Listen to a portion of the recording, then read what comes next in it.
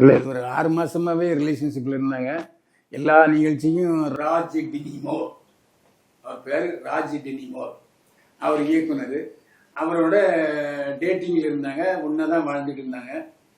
விரைவில் திருமணம் செய்து கொள்ள போகிறார் அப்படின்னு சொன்னாங்க. ராஜ் டினிமோரும் ஏற்கனவே கல்யாணமானவர். கல்யாணமாகி அந்த பொண்ணு பேர் அனலியா டே. அவருக்கு டிவோர்ஸ் ஆயிடுச்சு. ஆனால் டிவோர்ஸ் ஆகி கன்ஃபார்ம் ஆகிறக்கா வெயிட் பண்ணாங்களா என்னன்னு தெரியல. ஆனால் இவங்க டேட்டிங்கில் இருந்தது உண்மை. ரொம்ப நாளாக டேட்டிங்லாம் இருந்தாங்க. தெலுங்குலலாம் ஃபங்க்ஷன் நடந்தவங்களாம் சமந்தாவும் ராஜினியும் தான் வந்துக்கிட்டு இருந்தாங்க, ஒன்றா வந்துக்கிட்டு இருந்தாங்க. இப்போது இன்னைக்கு கோவை ஈஷா மையத்தில் உள்ள லிங்கேஸ்வரர் கோயிலில் கல்யாணம் நடந்திருக்கு.